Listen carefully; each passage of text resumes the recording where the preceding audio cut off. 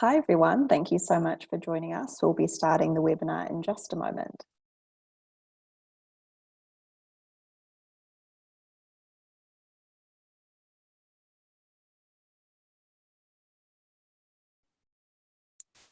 Hi everyone, welcome to today's webinar. My name is Cece, Marketing Director at Dexibit.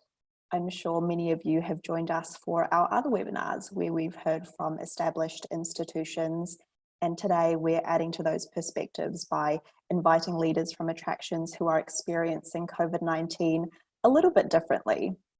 Today we're joined by new build venues who are yet to open, meaning that they're facing a different set of challenges, but a different set of opportunities as well.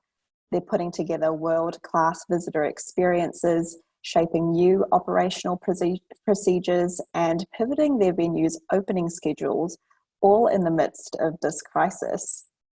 For the new build venues joining us today, we hope this webinar gives you some insight into what goes on behind the scenes of some of your peers. And for you established attractions here with us too, we hope you find great inspiration on being adaptable to change and how our guest speakers are shaping their strategic and operational processes as we all think about opening our venues out to the public. For those of you listening in who have taken on the enormous challenge of building or refurbishing, the project itself will sit in history and it'll be one of the greatest achievements in your career. I know that prior to embarking on such a project, cultural sector leaders would typically travel the world and learn from other leaders who have built venues from the ground up. In a world where we can't physically do that, we're privileged that three of the industry's great leaders have joined us to share their stories with you. Today, I'm joined by Jake Downing, Head of Tourism at Weta Workshop based in New Zealand, who will be speaking about the changing tourism landscape and how it impacts location-based experiences. Robert Breedy, VP of Museum Operations at the US Olympic and Paralympic Museum, and also representing Gallagher Museum Services, joins us to discuss how they're pivoting operations at their venue. And Tammy Call, Director of the National Museum of the United States Army, joins us to share how COVID has impacted construction. We'll round off this webinar with a Q&A session with all of our guest speakers. So I encourage you to please use the Q&A to pose questions. And as always, we'll be sharing the webinar recording and slides after them. And with that,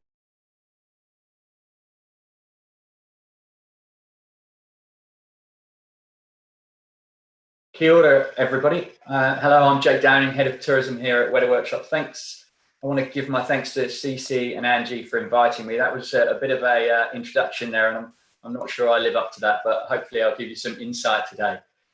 So today I wanted to give you an overview of our journey developing and building a brand new location-based experience here in New Zealand and the impacts and decisions we've had to make due to COVID.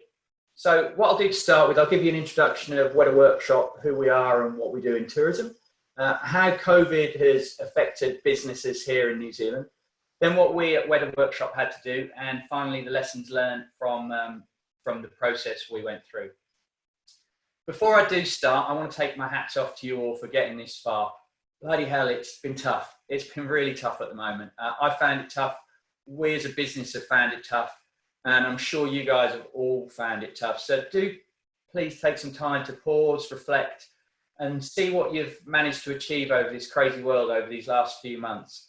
Well done, everybody. Pat on the back. Seriously, it's been a strange time. Can you put the next slide on, please, Ange?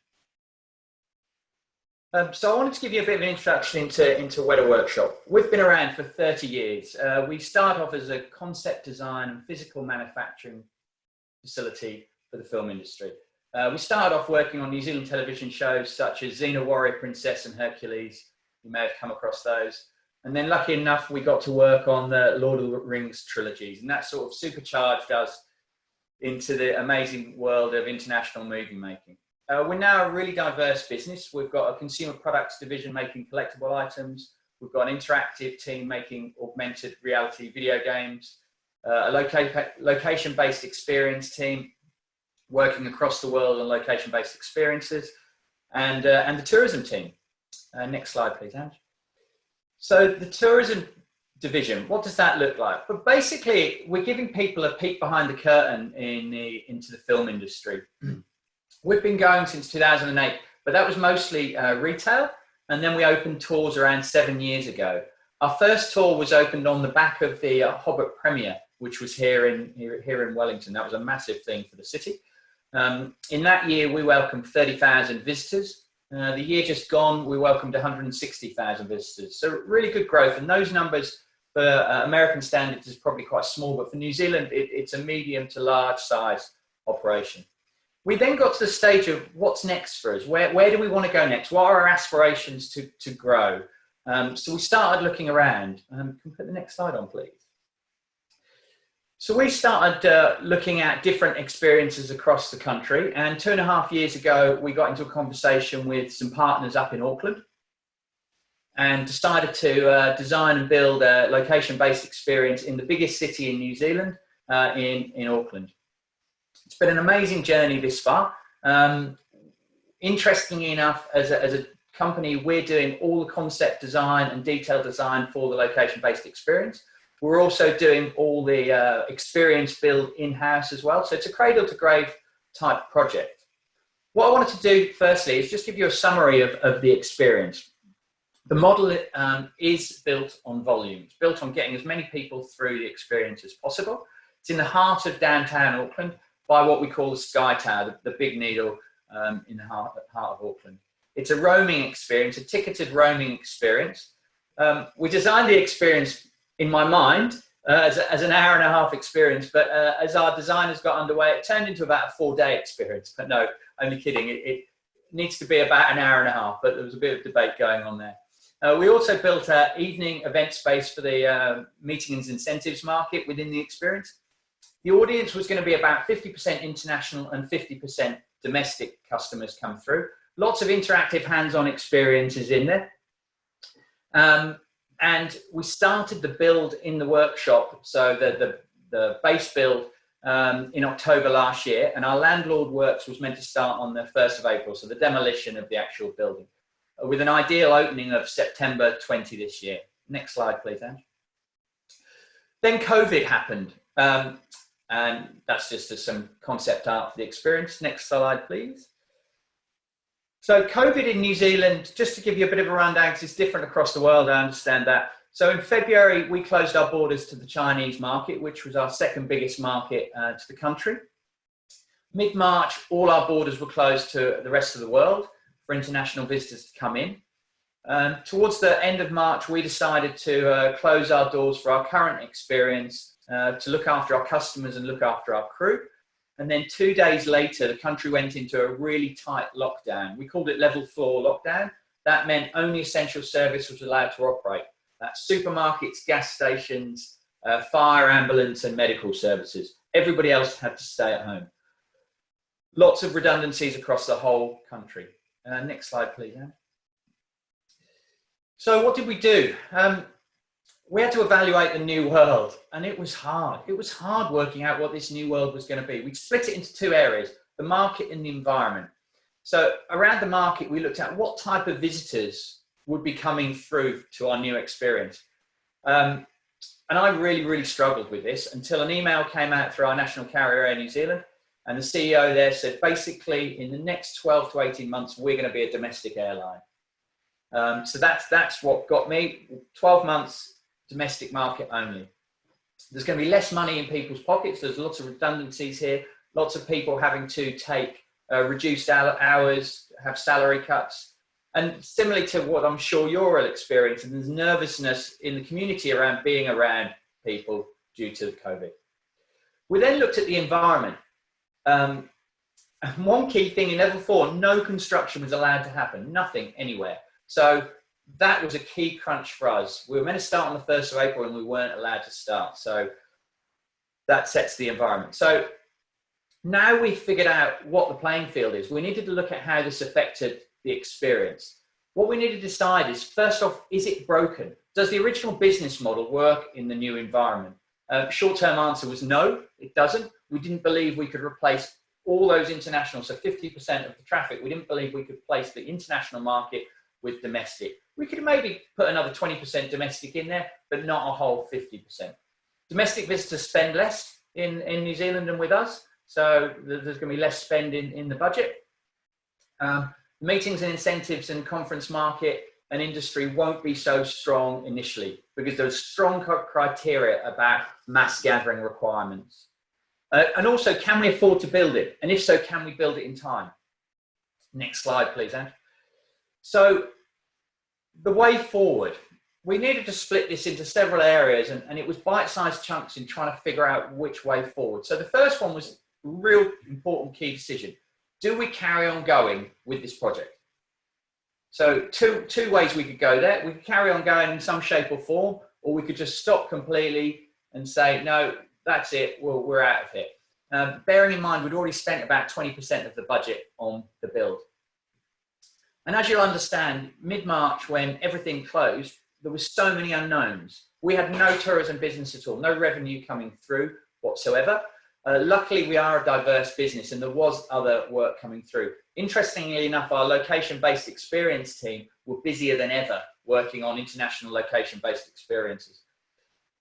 We didn't know what the future was going to be. Kiwis were even struggling getting back into the country, let alone international visitors coming to visit. However, the shutdown of the country did play into our situation. It slowed everything down. It enabled us to just gather our thoughts. Nothing was happening. Nobody could do anything. So it enabled us to just take a breath and figure out a route forward, make a decision. We had lots of heated discussions between the board and the senior management, and we all agreed that this is a long-term project. We didn't want to make decisions on this short-term area here. It may not be successful as originally thought, but it still will be successful. It still will work. So everyone was on board about continuing as long as the new model would work. So the modelling. What did we need to do there? The question was, what is the new business model? Does it work? Can we have successful business with only domestic audiences in the first year and a reduced international audience in the second? Will it work? So we got all the numbers together. We looked at the reduced spend. We looked at the reduced numbers. So we had a good revenue model. Once we put that revenue model together, it was obvious that we needed to cut our cloth differently in our expenses because the model wasn't going to work. So we had a look at how we were operating the business. Originally, as you'll remember, we decided it was going to be a hosted free roaming tour. So multiple guides in multiple spaces across the area. Free roaming allowed large volumes, non-time tickets be sold. After lots of working and consideration, we decided it's going to be more cost effective to have a guided tour and guides running the experience. So less labour costs because of reduced numbers, provides a more personal and authentic experience, and reduces general maintenance significantly because you haven't got people wandering around breaking things off accidentally because the guide's controlling them. Also with the costs, we re-looked at the back office structure. So we've got a Wellington experience and an Auckland experience. They're about a 9-hour drive between them. Originally, we were looking at those totally separate business units, but what we did in the new model is use shared services. Look at how we could share our services from marketing to back office across those two areas. And then the next one was the experience. With the new business model, do we need to change how the experience runs? And then does that reflect on what we build? Thanks, Ange. So one interesting thing is we did carry on with a lot of build during lockdown. Our CEO had the foresight, because we got a couple of days before we went into lockdown, got the foresight of getting equipment and materials to lots of our staff who are going to be at home doing nothing to start building stuff. You can just flick to the next slide, Ange, to show what they were building in that time. In the new world, is the experience going to be the same? So we decided, and we've just made that decision yesterday actually, to not build the whole experience now. We're going to have a coming soon section. We're going to build 80% of it and have a 20% coming soon. So it will welcome domestic audiences back. It will bring them back into the experience. but it'll also be ready for when the international market comes through. And as a guided experience, we don't need so much content within the experience, that we don't need so much media, we don't need so much printed collateral.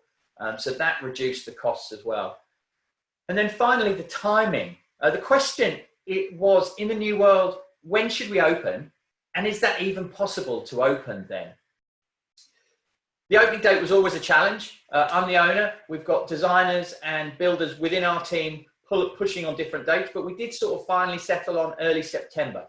But when in the new world would be ideal to open? So it was a really complex beast here. One of the complications, which I haven't talked to you about yet, is in the precinct which our Auckland experience is going to be in, there was another location-based experience run by the All Blacks, the rugby team.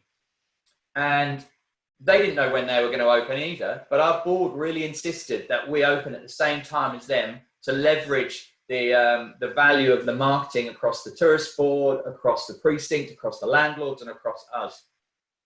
It was so complex. My brain was really starting to hurt now, trying to figure out when, how, what. So we made some really simple decisions here, and we just put it down into a small box, basically. When is the domestic market going to come online? That was a gut instinct. So we made a call on when we thought that was going to, we were really conservative there. Roughly, when will the ABs, when will the All Blacks experience open? And again, that was talking with them and making a bit of a gut instinct and creating a window there. And when can we start to get on site, demo and build it? The decision there in the end was, let's build it as quickly as we can. The momentum's going, let's build it. And then we can make decisions down the track of when we actually open, when we know more about the market, we know more about the All Blacks. Next slide, please, Ange. So I just want to finally go through what the lessons we've learned are. It's unpredictable. You're all finding it unpredictable. We don't know everything. What you need to do is make calls on what you know, scenario plan for what you don't know. Things change all the time. So be adaptable. Those decisions you made 2 days ago may change. Don't feel you need to stick with those decisions. Change and be nimble. We're all in the same boat, and this is something we quickly learned. Our landlord and our partners and our contractors, we're all in the same boat. So work together, form really strong relationships with the partners, because in the end, you all want the same outcome. And the final one is something which our Prime Minister is fantastic at, bringing the team of 5 million New Zealanders together. We're all in the same boat together, and we're all trying to kick this out. So be kind, keep smiling, look after each other, and keep washing your hands. It will be okay in the end. So next slide, please, Ange. If any of you do come down to New Zealand or you're here, please reach out to me. I'd love you to see our new experience when it does open. Thank you very much. Thank you so much, Jake. I've had the privilege of visiting the Weta Cave down in Wellington, and it's absolutely fantastic. So I can't wait to visit Make Believe, the experience once it opens here. Next, we have Robert from the US Olympic and Paralympic Museum, who are building a beautiful site in Colorado Springs. Thank you for the introduction, CC. As mentioned, my name is Robert Brady. I'm the VP of Operations for Gallagher Museum Services, and I'm representing the United States Olympic and Paralympic Museum as their Vice President of Museum Operations. I want to talk a little bit about the concept of the museum and why Colorado Springs. And for those not familiar with the project, Colorado Springs is affectionately known as Olympic City, USA. CC, if you want to take us to the next slide. This is a aerial rendering provided by our design architect DSR out of Denver. Colorado Springs has been Olympic City, USA for a long time before its kind of recent official branding. Famously, Colorado Springs sits at 6,000 feet above sea level, and the U.S. Olympic Training Center has been located here for a number of years to allow the athletes to train at altitude and give Team USA an advantage when they are competing in the games every year. The United States Olympic and Paralympic Committee is also headquartered here, and it was only a natural fit for a museum to be located here. And the concept was not only to build the U.S. Olympic and Paralympic Museum, but to create a destination for Colorado Springs as a city. And that was really kind of the first concepts were born in 2013 when Gallagher Museum Services and Berry Projects worked with the City of Colorado Springs to develop the original feasibility studies for the museum. And then Gallagher Associates actually provided the initial design inspiration. The rendering that you see here and what we've got developed just a few blocks away from where I sit today is a 65,000 square foot, $91 million museum located just perched right beside I-25, which connects the entire Front Range from Denver down all the way to Pueblo, Colorado. And this shot is taken from the west side of I-25. There's a beautiful park with we'll have connected with a pedestrian bridge there. And then you can kind of see part of the rendered designs here from DSR. CC, next slide, please. Now, the design of the building was very intentional, and Gallagher Associates actually provided the initial inspiration to DSR for this. The concepts of movement and motion are very prevalent throughout the design of the building. And it's very much story-led architecture. So what you see here is what's known as contrapposto. It's the Italian concept of counterpose. And so you have what that kind of translates to is you have two sections of the body or two sections of an entity that are moving in different counterpose to each other in order to achieve balance. So the upper body and the lower body are both loaded in different directions, but it achieves a perfect balance. So you have a discus thrower, kind of this nod to one of the original sports from the ancient Olympic Games. This discus thrower is loaded, getting ready to throw his discus. Next slide, please. And here's a overhead rendering provided by DSR, and you can see the contrapposto design there. This was an overhead look at our entire campus, and you'll notice one of the ramps leading up to the front entrance in the plaza there. There was a huge focus on accessible design, and we made set a very lofty goal to be one of the most accessible museums in the country, or the most accessible museum in the country, and one of the most accessible museums in the world. So there's ramps throughout the building. We have assisted listening devices for the entire experience, and the building itself is completely RFID powered. And so every guest is issued a RFID credential at the very beginning of their tour, where they can actually select availability preferences and launch a personalized experience for their visit. And I'll show you what one of the credentials looks like on a future slide. But this is a very anticipated project. We, luckily for us, there was a lot of demand for a U.S. Olympic and Paralympic Museum to be built in the U.S. And actually Architectural Digest named this project as one of their most anticipated buildings globally in 2020. And the New York Times has included us in their top 50 places to go. We were number 13, and that was due in part not only to the U.S. Olympic and Paralympic Museum in the Springs, but also to the Pikes Peak Summit experience, which Gallagher Associates is also designing. And we can go to the next slide. So here's an overall timeline of where we started groundbreaking to now. So that original feasibility study was done by Gallagher Museum Services in 2013. We broke ground in 2017. The last day that we were in the office together was Monday, March 16th. That's when COVID hit. We were driving towards a TCO date and onboarding guest experience staff with a very robust and elaborate schedule for soft openings and for our grand opening events. And that was completely thrown for a loop with COVID on that Monday. And so that next day, Tuesday, the 17th, St. Patrick's Day, the entire USOPM team was working remotely. However, exhibit install and construction continued, deemed as an essential business on site. We'd originally scoped for the guest experience staff to start in late April with an opening target surrounding Memorial Day weekend. And we did have to pivot that, and you can kind of see where we've now targeted for our guest experience staff to start and what our potential opening date is.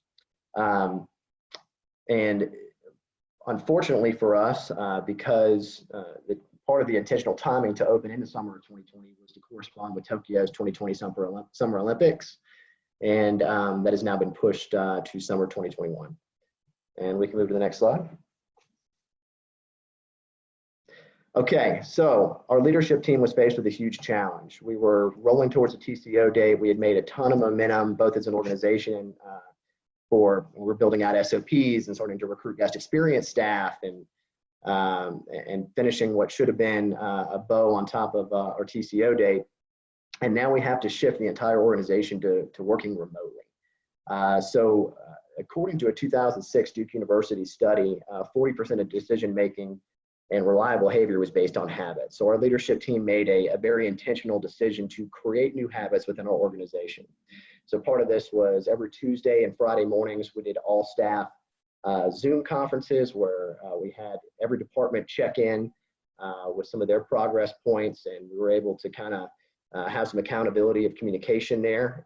Everybody working from home and at first, you know, cameras off, everybody with a cup of coffee in their pajamas. But I think one of the things I found most interesting about this was there was almost the second or third meeting that somebody flipped their camera on, and then slowly but surely, like dominoes, everybody had their cameras on after that. And from there on out, we were all accountable, dressed, and and in front of the camera bright and early. So we very intentionally created these new habits, which I thought was interesting. GMS, which is one of the services we provide, is you know, attendance and revenue modeling, and especially from a staffing standpoint. So we took the opportunity to go through every assumption that we ever made: attendance, revenue, throughput, and put together a contingency plan. So we were originally targeting around 350,000 visitors annually.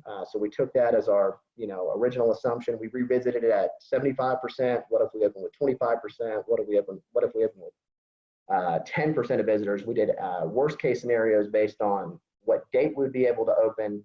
To kind of echo Jake from what he talked about in his presentation, we focused on being nimble.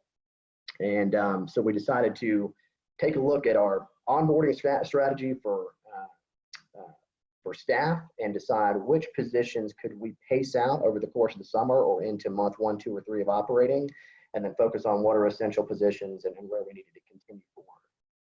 Now, probably the most important thing that we did throughout this entire process was create a visible T-minus schedule. So now we had an opening date that was inevitably going to be, you know, at first throwing a dart at a dartboard with a blindfold on, but we needed to make sure we monitored this and kind of aim small, miss small, focus on being nimble and pushing that opening date out a week at a time, and trying to decide where that starting point is. So we took the opportunity to make sure that every single department, operational, marketing, all of our partners, operating partners for cafe, retail, whatnot, put together a visible T-minus schedule. So that way we didn't lose momentum as an organization. So we still were working towards we had uncertainty of our opening date, but we had accountability according to this T-minus schedule that I think was really one of the biggest positive decisions that our leadership team made. We stayed hot on the recruiting trail. Unfortunately, the U.S. is now seeing 1 in 4 people unemployed because of COVID-19. These are unemployment rates that we have not seen since the Great Depression. But for the U.S. Olympic and Paralympic Museum, it was also an opportunity in a smaller town like Colorado Springs to get access to talent we might not normally have had access to.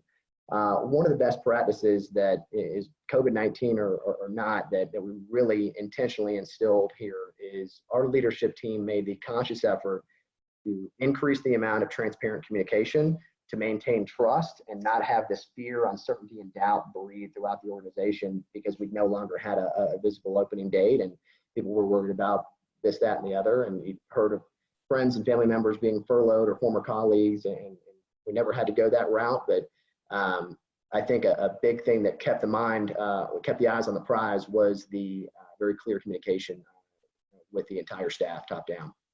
We'll go to the next slide. Okay, so practicality over everything. This is kind of the meat of the presentation, and for those that are getting ready to reopen or curious how we're handling our opening for the first time, we're thinking extremely practical. So luckily for us, we took a RFID-powered strategy towards our visitor experience, both on an accessibility and personalization standpoint. So on the far left-hand side there, what you see is a UHF RFID tag, and embedded inside is a hexadecimal code that corresponds to our exhibit CMS, and so it's a visitor ticket. So instead of a thermal piece of ticket stock with a barcode on it, like you might normally see, every guest is issued a badge. And the first step in your visit is to register that badge with your preferences. And in our case, we create an avatar for you for your visit, and you get to select some of your preferred or your favorite Olympic and Paralympic events. But that's a contactless piece, because RFID technology is a contactless tech. And so we took that inspiration, we looked at anywhere and everywhere. We made the decision to go cashless. We are not going to be taking cash as a museum, which is a huge issue. So we approached a group that does reverse ATMs, where you can actually put in cash and it'll produce a prepaid Visa debit card to use for ticketing. We made sure that our ticketing provider uses contactless card payments. And if you don't have the ability to either use EMV technology for processing cards or using contactless card payments, you might want to revisit your relationship with your ticketing provider, because that's an expectation now kind of moving forward for a lot of guests. Inserting their EMV chip or swipe is just one thing we can eliminate. Anything from opening doors for people, pressing elevator call buttons, we wanted to eliminate every contact point and allow a guest experience staff member to do that for you. Now, we have a number of touch screens throughout the building. And I see I've got a question from Roger. Am I okay to go ahead and answer questions now or throughout? So Ticketure by TixTrack is our ticketing provider, and Stark RFID powers our RFID hardware and venue intelligence system. We'll get a little bit more of that in just a moment. We're actually going to be issuing a capacitive stylus, a keepsake capacitive stylus to every single guest that purchases a ticket. And so guests are able to avoid contact with touch screens, and they can use their stylus for that. And we took this as an opportunity to look at leveraging our ticketing system and our RFID venue intelligence system to split every zone in the building into and put capacity levels on them. So that begins with leveraging our ticketing system as a visitor management platform, but being a narrative arc and a linear path of the museum. So what you see is an overhead view of our lobby, but the first step in the visitor experience after registering and being ticketed is to take an elevator to the third floor. And you have this big view of Pikes Peak, which is America's Mount Olympus, and it's kind of a nod to ancient Olympia. And then you start through Gallery 2, and you go through a series of galleries that are separated by ramps, handicap accessible ramps. And each ramp has a venue intelligence RFID. And so we're able to monitor in real time visitor capacity by gallery, and our guest experience team members are going to be in real time monitoring the capacity by gallery, and then pacing our visitors through the experience wherever possible in order to maintain social distancing. So on this transparency little picture here, you'll see one of our guest experience managers kind of welcoming guests into our building. We're going to be doing what's the equivalent of a orientation or flight attendant speech. Your visitors are going to be looking at staff in control. They're going to want to make sure that your staff are in control of your visitor flow, and that you're not allowing certain exhibits or areas to be overloaded. And so it's kind of protecting visitors from each other. So we'll be performing a flight attendant speech at the very beginning, where a stylus is issued, and we're going to orient guests with all the measures that we've taken for their safety throughout their experience. So if you're prompted to spend a little time in one gallery, a little longer in one gallery before moving on to the next one, this is the reason why. Here are the social distancing decals throughout the building. Here's what you'll notice. There are rumble strips in different areas to stand here or not stand there, things like that. And so we really set these expectations up front, and so visitors know that we have their safety in mind. The biggest thing I can say here is please resist the temptation to cut your guest experience staff.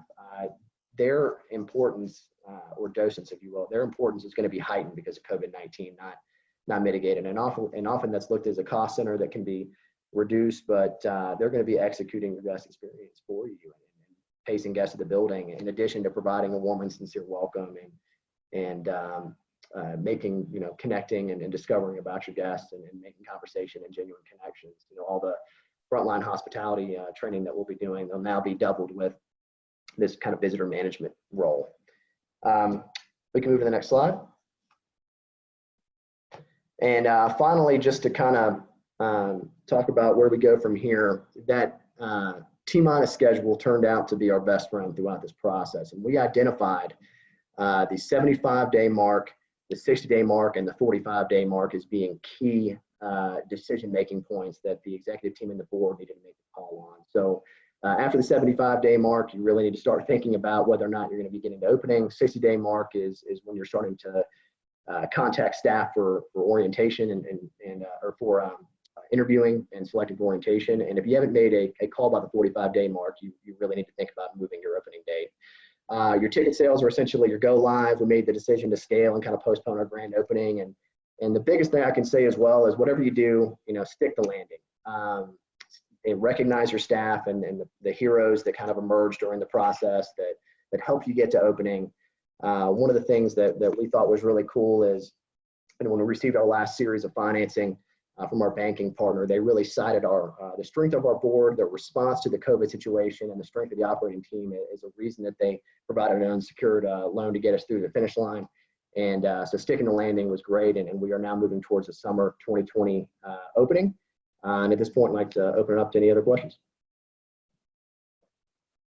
Thank you so much, Robert. I know that you've got a quote here: "Everyone sees the glory moments, but they don't see what happens behind the scenes," by Alison Felix.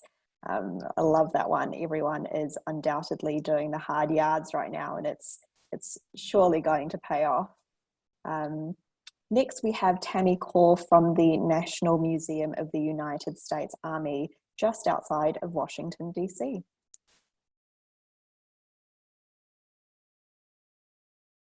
Sorry, Tammy, you may be muted there. Thank you. So thank you, Cece, for inviting us to participate and talk about the National Museum of the United States Army and the specific impact of COVID to our new museum. Next slide.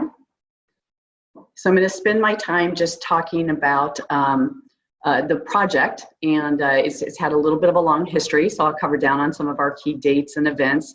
And our operating posture, because we're a little different. We're a government agency, and so I'll talk about that and the joint effort that we have with our foundation.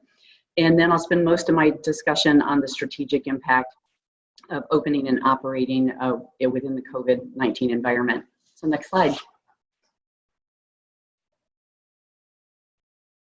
So as I said, a long history, and I would like to say that the Army is the oldest military service in the United States. And in fact, on June 14th, the Army turns 245 years old. Our original opening date was scheduled for June 4th. And so we had fully planned on rolling out of the celebration of grand opening and into celebrating the Army's birthday with our visitors. And so while disappointed, we understand, and we'll have to wait for the future to do that sometime on the next birthday. I did want to point out, as the oldest military service, the quote that I have here from the 13th Congress in 1814. And that's when the Congress asked the military services to make sure that they collected and preserved their flags, their colors, and that goes to the picture that you see. So one of the ways we tell the history of the Army through the eyes and voices of our soldiers, but also through the Army's campaign history. And so what you're seeing here is a picture in our lobby in which we have these beautiful illuminated glass panels that represent all of the Army's campaign streamers. And so as you enter the museum for the first time, you're met with just this fantastic presence of these streamers, and visitors always comment on that when they first come into the museum. The project office formally was stood up by the Army in the early 2000s, specifically 2002, and the staff at the time was doing initial design work, site surveys and studies, environmental assessments, all the things that have to happen when you're getting ready to construct a major facility. And we actually broke ground for the construction of the building on March 8th in 2017. And now here we sit 3 years later, a stunning 185,000 square foot state-of-the-art museum sitting on 84 acres. We have an 84-acre campus, so we've got great outdoor event space. And just as we were, getting ready in the final push for that 4 June opening, COVID escalated in this area. the environment changed. Next slide. So I mentioned that we are a government agency, and I call this a complex matrix because we have many, many stakeholders that have participated in not only building this museum, but also in the design and fabrication. So I talked about the fact that we're not within kind of maybe what people consider the typical museum structure. But we are also a joint venture, a public-private partnership, if you will, between the Army and the Army Historical Foundation, who is our private organization. And they are the ones that raised the money to actually construct the building of the museum. And so they did that with private dollars, donations, and sponsorship. And then the Army took the building and turned it into a museum, doing all of the, using government funding for the exhibits, the fabrication, everything that goes into the galleries, and then also the programmatic spaces within the museum. Now that the museum is complete, the Army does own and operate the facility. Both teams, both the Army team and the Foundation team, moved into the museum in late October of 2019, and we were in all full planning processes for that opening. And literally just as we were getting ready to push go on the launch of our time tickets for the online reservations, everything happened, and we just came to a grinding halt, as everybody else has talked about as well. And we went into lockdown, and we have now existed in the virtual space as well. Quite a learning experience, but I want to thank my team. They just rallied so well, and it's been quite the experience. Next slide. So this slide is where I'm going to spend the majority of my time talking about the strategic impact of COVID on opening and operating. And everything that we've already been hearing this afternoon, these are the same type of considerations that we have taken into place as well. And I'm sure even for those of us that are a new build, those are the same considerations that all of you have had in looking at reopening your facilities and your attractions. And so really nothing new there. But you know, as we have assessed the strategic impact, we started to focus, of course, on our people, on safety, and then just this different operating and opening picture, what it's going to look like. And with that, I'll talk about the picture that we have here. So we had some focus groups held, and so this is a group of young visitors in an area in the museum called Fort Discover. And Fort Discover is for our younger visitors, 8 and younger. And so you can see this little guy here, and he's on an interactive touch screen, right? And he's shoulder to shoulder with his buddy right next to him. And he has a tank on that screen, and he's drawing on that tank. He's painting it, he's putting stickers on it, you know, he's making it his tank. And we know when we open now, this is not going to be a picture that we will immediately take, right? This will be different. And so those are the types of considerations. In fact, Fort Discover is one of the areas that we're specifically looking at when we open. Do we open with it? You know, so it's just something that we'll have to address as we look at our different spaces. So let me talk about people a little bit for a minute, just as Robert did, and Jake, and the fact that, you know, I know that my government employees, the foundation employees, our volunteers, and our visitors, they're our greatest asset. They're our most precious asset. And we have to make sure that as we get ready to open, that they are all ready for us to do so. Doesn't matter what I want, it doesn't matter what other stakeholders want. It really matters, what do they want? What do our visitors want? What does the workforce want to have happen to make sure that they feel comfortable coming to this facility, to this museum? So safety, although it's always been a consideration for us, has become our #1 priority in this planning process. And so as we work to look at all of the areas and to assess everything that we need to do to make sure that those workers, those volunteers, and those visitors feel safe in visiting this museum. Not only does that allow us to ensure that we're going to maintain public trust, but it also allows us to maintain trust in our brand and in our reputation. So that really has become very prominent, the focus on safety in all of our planning as we have moved forward. So as a government organization, we're guided by federal regulation and in things like personnel management and resource management, all of that type of stuff. I also have, in our planning discussions that my team does and that we do with various stakeholders, our decisions are guided not just by us. I mean, there's a hierarchy of various stakeholders that we go through and work with to determine our decisions, and that includes the federal government, specifically Department of Defense, our state government, local community, tourism, everything that we have to consider. And an example of that is that although we are a fully public accessible building, so we have a public, we're right off of a major thoroughfare, right off of I-95, and but formally, we sit on a military installation, Fort Belvoir, so very close to Washington, D.C., as Cece mentioned, right in the National Capital Region. And so one of the things that we are considering,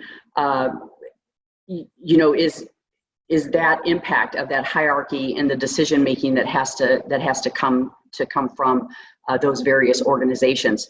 But of course, the really big question that we're addressing and all of you are addressing as well is how do we open for us as this interactive museum experience, right? That's been a key component of our messaging and our communications, that we're state of the art, we're high tech, we're interactive. So we've got touch screens all over the place, and some of the things that Robert was talking about. So how do we shift that? And become that museum experience that our visitors want to have, because we still want to offer them that. We don't want to shift away from that experience. So we started by identifying our challenges, looking at our budget. Now, we're very fortunate because we're a government agency, we receive government funding to operate. And so we operate in a fiscal year environment. And, so I knew exactly what I was going to get for opening and operating for the rest of this fiscal year and then into next fiscal year. So the challenges there are, is the Army going to shift priorities? What are some of my additional costs for, for sanitization and increased cleaning and custodial requirements, things that we're all considering. So we are looking at shifting in our marketing strategy, shifting in our communications plan. Marketing, we had planned on a national marketing, international. As Jake had talked about, we're looking at a much more localized marketing strategy, and the communication shift from being that high-tech interactive experience being our focus in how we communicated to really being more focused on that safety and that you can come here and be safe and have a great experience. So some of the other planning that we're doing, we are now looking at planning for a phased opening, dependent on the environment here locally and in the region, reducing time tickets to really control that visitor flow, as some of the other folks have talked about. Also, being able to reduce maybe our staff requirements because of that. The distancing within the museum. So physically marking the spaces where we need people to be standing to keep that distance, like the security vestibule, but also some of our event space. So we have event space in the museum that is available during operating hours, and we have had to reassess. So we're up in a place called Veterans Hall. We could have had a 200-person sit-down event during the day. That now becomes a very different animal. Not only are we assessing that, but that is a direct implication for our foundation in their assessment for revenue. We're assessing our volunteers. We had an unbelievable response from volunteers in this community, over 600 registered volunteers. And as we were approaching mid-March, we had almost 400 of them trained and ready to go, ready to be here in the museum. The majority of our staff, that they are the majority of our staff. And we need to make sure that they're okay coming back in. A lot of them are in a high-risk category. And so we want to make sure that not only are they safe and they're ready to come back, but we're ready for them to come back and be with us. And then we also plan to watch all of you. What are you doing as museums reopen, as other new attractions open for the first time? What are the lessons learned? Because we certainly don't want to have to recreate those, right? We're going to learn from you and gather that feedback and know what we need to do. And of course, really, I think the most important is that when we open, we will open with increased cleaning, visible cleaning. We know from surveys and studies right now that that's what visitors want to see. So more custodial staff, more day porters, people walking around, cleaning cleaning surfaces and spaces. So, so with that, I believe my time has come to a close, and I'll turn it back over to Cece. Thank you. Thank you so much, Tammy. It's so interesting to see how all of your plans on marketing and safety and openings and visitor experience share a lot of similarities. Thank you so much. Yeah. It seems like we've had a lot of Q&As come in, so perhaps Jake, we'll start with you. As you've progressed with the build, I'm sure that there are a whole bunch of decisions that have continued to get the green light versus some that have got on the red light and have had to be stopped. What things have caused you to make those types of decisions, and how did you decide which 80% to build first?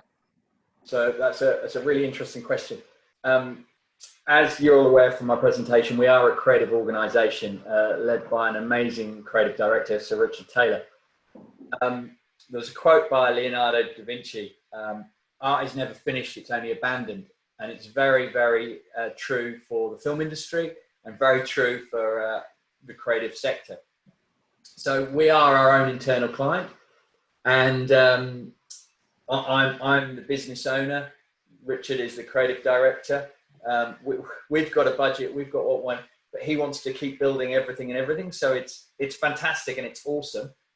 But that question it's happened throughout the whole project. And I think back to Tammy and back to Robert's comments, the customer's the king, and it's all about what the customer, and is adding that element going to increase the customer experience exactly the same amount as the investment is going in. And also the other key thing for us is timing. Like I said, we were going to a 4-day experience, and it literally was meant to be an hour to start with, and we worked it out and it was going to be 3 hours. So that's what helped us make those decisions as well. Customer, timing, and whether it fits within the budget. Customer is king, never gets old. Yeah. And Robert, for you next, what was it like hiring during the lockdown, especially as so many in the industry were furloughing staff, and because you couldn't meet people in person, what positions were important for you and your team to hire first, and which ones could be delayed? So it's certainly unique, and I want to split that into two categories. One is support staff positions, and the other one is guest experience team members. So for support staff positions, you look at what is really considered essential for a phase 1 opening, which is focused on visitation. So special events and group sales. I imagine we won't be doing a lot of special events, or at least not as many as we hope to because of COVID. Same thing with group sales. The need to onboard a sales team for field trips and tour operators is going to be probably not a phase 1 operation, so we decided to pace or delay those hires.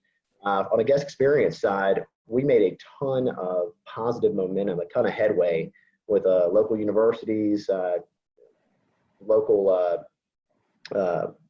stakeholders that have referrals, and folks that maybe have a better connection to the museum that wanted to join the project. In our case, we are working with the ACE program, the Athletes Continuing Education Program, over at the U.S. Olympic and Paralympic Training Center.